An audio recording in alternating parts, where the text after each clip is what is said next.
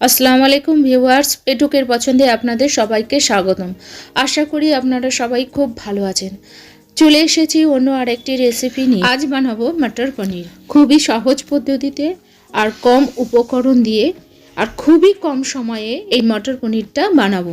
তাহলে চলুন মটর পনিরটা বানাই।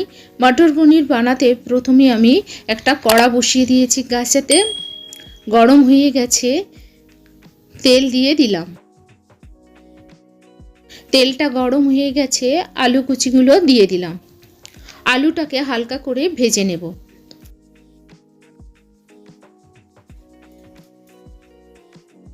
আলুটা ভাজা হয়ে গেছে, তুলে নিচ্ছি। আলুটা তুলে নিয়েছি। এই একই তেলে 2 চামচ ঘি দিয়ে দিলাম।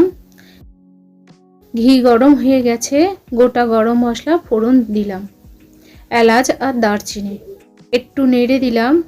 এতে একটা পেঁয়াজ বাটা দিয়ে দিলাম। পেঁয়াজ বাটাকে ভালো করে ভেজে নিচ্ছি। পরিমাণ মতো লবণ দিয়ে দিলাম। আদা ও রসুন বাটা দিয়ে দিলাম। আদা রসুন বাটাটাকে খুব ভালো করে ভাজতে হবে যাতে কাঁচা গন্ধটা চলে যায়। ভাজা হয়ে গেছে, এতে একটা টমেটো পেস্ট দিয়ে দিলাম। টমেটো পেস্টটা দিয়ে ভালো করে ভেজে নিচ্ছি। মশলা থেকে তেল ছাড়ছে, এবার কাজু বাদাম আর কাঁচা লঙ্কা বাটাটা দিয়ে দিলাম। কাজু আর লঙ্কা পেস্টটা দিয়ে খুব ভালো করে মশলাটাকে কষিয়ে নিচ্ছি। এতে অল্প করে জল দিয়ে দিলাম। ভালো করে মশলাটাকে কষাচ্ছি।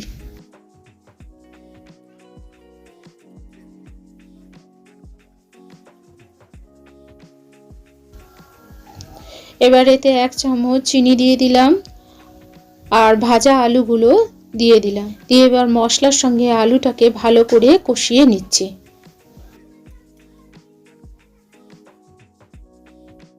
এবার এতে মটরশুঁটিটা দিয়ে দিলাম। সমস্ত মশলা, আলু আর মটরশুঁটি দিয়ে ভালো করে কষিয়ে নেওয়ার পরে এতে জল দিয়ে দিলাম। পরিমাণ মতো জল দিয়ে দিলাম। গ্রেভিটাকে একটু নেড়ে দিলাম। গ্রেভিটা ফুটে গেছে, এবার এতে পনিরটা দিয়ে দিলাম। পনিরটা দিয়ে গ্রেভির সঙ্গে ভালো করে একটু নেড়ে দিলাম। এবার ঢাকা চাপা দিয়ে দিলাম। দিয়ে 5 থেকে 7 মিনিট রান্না করব। 7 মিনিট হয়ে গেছে, মটর পনিরটা রেডি হয়ে 7 মিনিট হয়ে গেছে। গ্যাসের ফ্লেমটাকে বন্ধ করে দিলাম। মটর পনিরটা রেডি হয়ে গেছে। এবার পরিবেশন করব। এই মটর পনিরটা খেতে অপূর্ব হয়েছে।